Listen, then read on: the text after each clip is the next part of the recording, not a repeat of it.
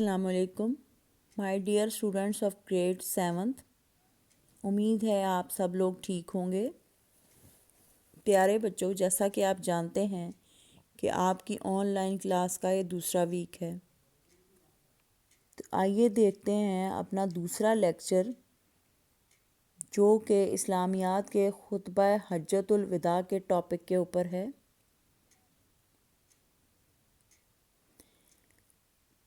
تو بیٹا، سب سے پہلے ہم دیکھتے ہیں کہ حجۃ الوداع کا کیا مطلب ہے۔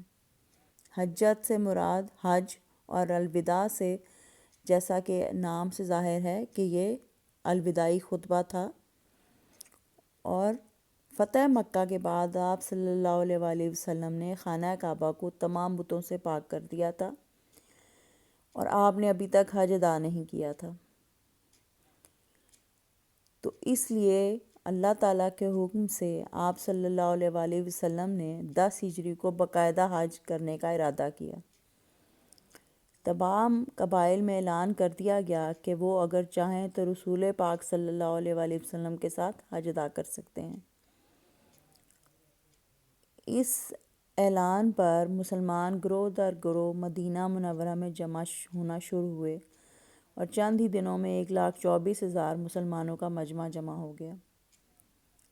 تو پیارے بچوں، آپ صلی اللہ علیہ وآلہ وسلم نے تمام مسلمانوں کو ساتھ لے کر 26 ذی القعدہ کو مکہ مکرمہ کے لیے روانگی اختیار کی۔ مدینہ منورہ سے 10 کلومیٹر کے فاصلے پر ایک مقام ذوالحلیفہ سے رسول اکرم صلی اللہ علیہ وسلم اور دوسرے مسلمانوں نے حج کے لیے احرام باندھا۔ 4 ذوالحجہ کو آپ صلی اللہ علیہ وآلہ وسلم مکہ مکرمہ میں داخل ہوئے۔ خانہ کعبہ پر نظر پڑی تو فرمایا، اے اللہ، اس گھر کو اور زیادہ شرف عطا کر۔ 8 ذوالحجہ کو آپ صلی اللہ علیہ وآلہ وسلم مکہ مکرمہ سے منع تشریف لائے اور یہیں رات گزاری۔ دوسرے دن حج کی نماز ادا کرنے کے بعد آپ صلی اللہ علیہ وسلم اونٹنی قصوہ پر سوار ہو کر میدان عرفات میں تشریف لائے، اور اس موقع پر آپ لوگوں کے سامنے حج کے مسائل کی وضاحت کرتے رہے۔ رسول پاک صلی اللہ علیہ وآلہ وسلم نے زندگی میں صرف ایک حج ادا کیا، اور اس کے چند ماہ بعد آپ صلی اللہ علیہ وآلہ وسلم کا وصال ہو گیا، اس لیے اسے خطبہ حجۃ الوداع یا الوداعی حج کہتے ہیں۔ ظہر کی نماز کے بعد آپ صلی اللہ علیہ وآلہ وسلم نے اپنا مشہور خطبہ حجۃ الوداع ارشاد فرمایا۔ میدان عرفات میں خطبہ سننے والوں کی تعداد قریباً 1,24,000 تھی۔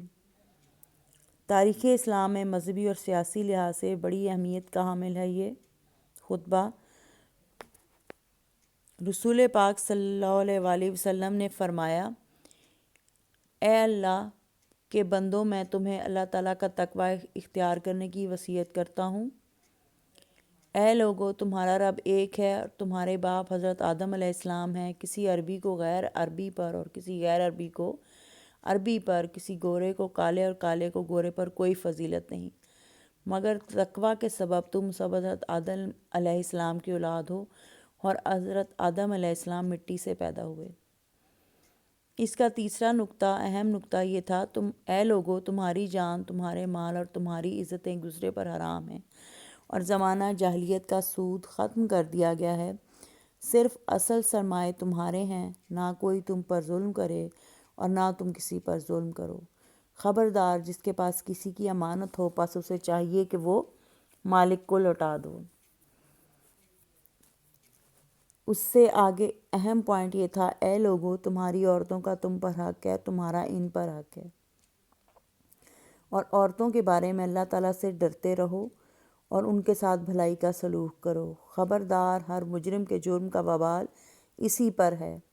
باپ کے جرم کا بیٹا ذمہ دار نہیں، اور نہ بیٹے کے جرم کا باپ ذمہ دار ہے۔ رسول پاک صلی اللہ علیہ وآلہ وسلم نے 3 مرتبہ صحابہ کرام رضی اللہ تعالیٰ عنہم سے پوچھا کہ کیا میں نے اللہ تعالیٰ کا پیغام پہنچا دیا؟ صحابہ کرام رضی اللہ تعالیٰ عنہم نے عرض کیا، ہم گواہی دیتے ہیں کہ یقیناً آپ صلی اللہ علیہ وسلم نے اللہ تعالیٰ کا پیغام پہنچا دیا ہے اور حق نبوت ادا کر دیا ہے، پوری خیر خواہی فرما دی ہے۔ یہ سن کر آپ صلی اللہ علیہ وآلہ وسلم نے اپنی شہادت کی انگلی کو آسمان کی طرف اٹھایا اور پھر 3 مرتبہ فرمایا، اے اللہ، تو گواہ رہنا، یہاں جو موجود ہیں وہ اس پیغام کو ان لوگوں تک پہنچا دیں اور جو یہاں موجود نہیں ہیں ان لوگوں تک۔ اس کے بعد رسول پاک صلی اللہ علیہ وسلم اپنی اونٹنی سے نیچے اترے اور سجدہ شکر ادا کیا۔ پھر آپ صلی اللہ علیہ وآلہ وسلم پر تکمیل دین والی آیت نازل ہوئی۔